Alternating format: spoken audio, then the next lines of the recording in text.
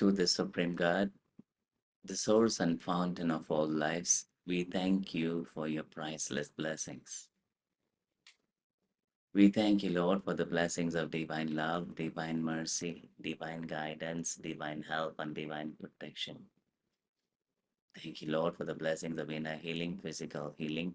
Thank you for blessing us with the heart to forgive, to let go, with thanks and in full faith. So be it.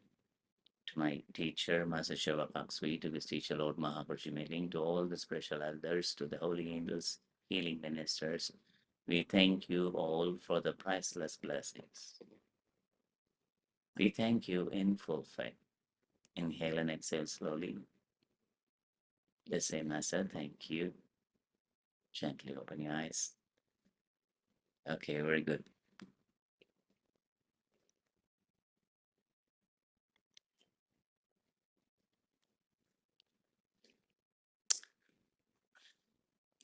I think right if you remember like this session which we did in the self-healing was amazing. So this has to be amazing also. This session, the immediate effect of the good self-healing session enhances the quality of forgiveness. It's good to know that, right? Okay. Now, if you ask yourself, what is it that forgiveness cannot give?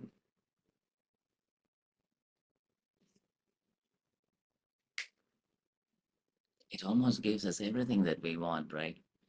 It starts with giving us some calmness, some clarity, right? It gives us inner peace and healing. It gives us new way to look at the same situation because you're reconciling, right? Wow, that is really beautiful. But then the question is, why would we still struggle to forgive? That's a very good question to ask, right? When we know for sure, when we deeply forgive, we have, we definitely feel sweetness and joy. Sometimes real bliss also. Sometimes it is almost like magical healing. You feel like, a burden has been released from you. You downloaded a big chunk of heavy weight from your heart and you released it. And all that is happening not because, all this is happening spontaneously to you. You're able to enjoy all this. And still, why does the mind struggle to forgive? Okay, now put a full stop there. Now ask for help, which means if the mind understands this concept, why is it the mind not able to help focus on forgiving, right? Well, that's when the problem is. The mind tries to understand, but it doesn't really understand because because in the same person it sees the good, it sees the not so good also. So when you're happy, you see the nice thing in the person. When you become irritable, we see the not so good thing in the person. This is complicated now, right? For the mind to understand. We see the person as good, we see the person as irritable and terrible also. Not because the person is like that, it's just because we are irritable, we are upset, and we are sometimes sweet and happy inside.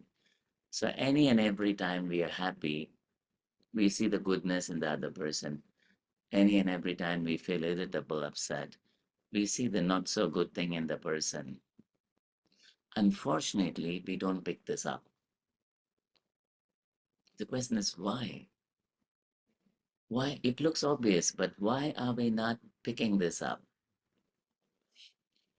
Good question. The mind on its own, right? If it is tuning into some meditation, it absorbs so much. The mind is like it vibrates to certain frequencies. So the mind is tuning into irritation frequency. Then it pulls up so much irritation from the surrounding and it becomes irritable. It's not able to understand that it has picked up irritation energies. It is identifying itself with that energy. So that energy is real. So the person who's full of irritable energy now experiences everything around is irritable. Complicated for the mind to understand this. That's why it struggles to forgive. But then every time we have done a deep good forgiveness, we have never worked on the mind. We are only aligned to the soul. By bringing awareness to the soul, bringing the energy of sweetness and joy, and radiating to the same space and the person, we have released the energy of hatred or trouble. And in fact, we are able to forgive only when the awareness is on the I am. So it is only the I am that forgives, not the mind. Which means this comes to a understanding that when the I am is awake, right? When the I am is awake, we are able to forgive. When the I am is sleeping, meaning what? If the mind is doing the role of a boss, the soul is not able to push the mind, right? It doesn't want to because it is love, it is peace. So it doesn't want to fight irritation. It just goes into shell. Okay, you let me know when you're calming down. I will come back again. So the soul switches off literally, allowing the mind to go crazy instead of trying to control the mind. It never ever controls the mind. It never does this. If it does it, it becomes like a bully, like any one of our mind. So every time we are saying, I can regulate this, I can regulate that, we are becoming the mind. In other words, the moment we switch off from the I am, we have gone into an illusion. We have identified ourselves with the body and literally, we're in an illusionary world. In a dream world, we have not awakened. In a dream world, everything around is fearful sometimes. We are not awakened from the dream. Meaning what?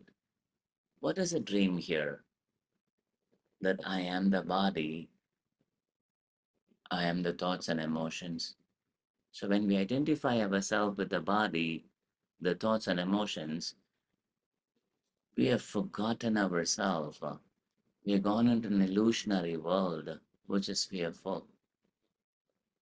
When you're in the zone where you are in fear during your dream state, it was almost impossible for you to come out of it until you wake up. Waking up is becoming aware that I am the soul. So when we lose awareness of who we are, ideally it means we are an illusion. We are in a dream world. That is why in the dream world, we are afraid about every image that appears, you know, scary. Because we only think that this person can do this to us, this person can harm us. In our mind, on all the images that we create using the mind is so scary because we are not in the light. We are not awakened as a soul.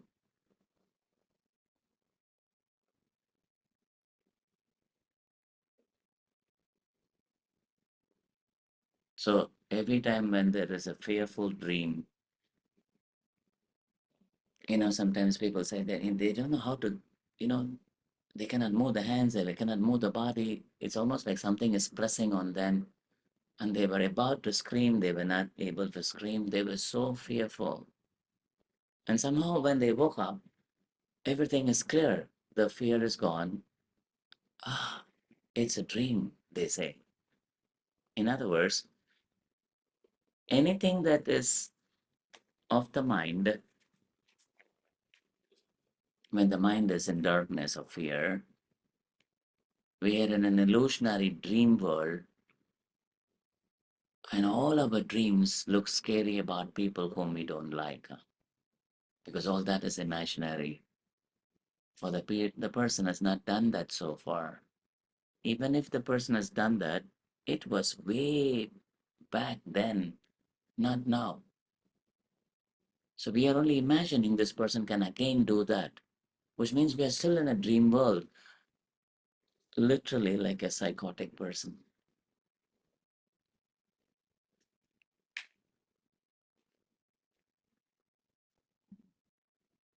fearful about what we think. Now, the unfortunate part is when the person tries to repeat that fear and again and again, the inner world becomes vindictive and it physicalizes. So, what happens in the dream of the mind, we tend to do in the physical world.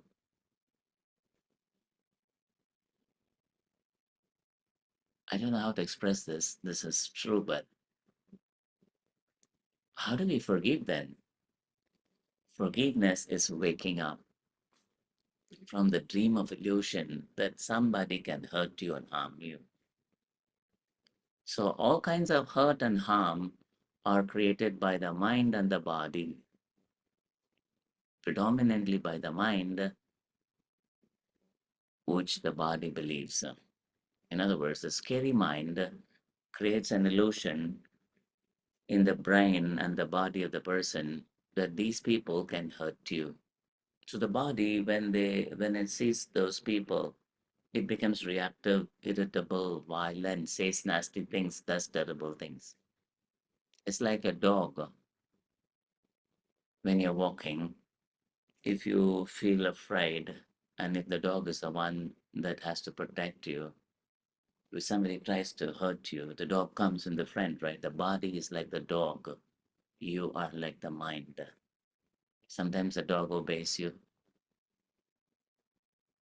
When you have a leash in one hand and you try to shout at the person in front of you, the dog barks and shouts at the person. If the person comes one step forward, the dog can become violent also. So the dog sinks into your mind, sinks, works through your mind, that you are controlling the dog literally to, like a stand guard so that the person cannot come in front of you. I forget about the image of the dog, the person who's walking in. Now you say mind is you and the dog is the body. So the dog follows you, the body follows the mind, believes the mind. A fearful mind, which is an illusion, creates negative thoughts which are violent. Then it physicalizes. That's a good thing to know. Now you say, I don't want to be violent in the physical plane, meaning I need to wake up. I cannot stay in my dream and control my dream. That's a beautiful sense, right? Amazing sense of you cannot be in the dream world and control the dream. You have to wake up. You say, I am the light. I am that I am. You say, my mind, when it is not lit by the light of the I am, tends to be fearful. It can cause injury. Now you say, I am the light. I am the soul. Literally saying, you can even remember Master's voice saying, Chelas, wake up. And then you are waking up as a soul. Now you say, wow, that is brilliant and more peaceful. You say, I allow my mind to stay still. I am the observer. I am observing my mind. You mentally say, I'm going to observe what is the next thought my mind is going to produce and keep observing the mind. You will notice and experience that your mind is still already. Now you say, I allow the light to shine on my mind. May the mind reflect this light. Imagine your mind is like a still water body, and the brilliant light of the sun is radiating through the water body. The still beautiful lake is like a glass which reflects the light. You'll feel the light spreading everywhere through the water. Now your mind is so still. You say, I am peace, I am love. Inhale this energy of love into your heart, which is your astral body, right? High astral. Inhale it into the heart. Hold your breath, inhale. Hold your breath. One more time, inhale. Fill the astral body with love and then exhale. Exhale. Feel the energy go to your etheric and physical body. Feel the energy of peace, love, mercy. Now I am peace, I am love. Now you say, this peace and love is not selective, it is radiatory. Now you say, may all sentient beings in the higher world, in the middle world, in the lower world be blessed. In all the eight directions above and below, may all sentient beings in all the eight directions above and below be blessed with compassionate, purifying light and soothing, healing energy. You say, Lord, with your blessings, with your guidance, help, and protection, may all sentient beings be soothed of the pain, sorrow, and suffering. May all sentient beings be blessed with good health, happiness,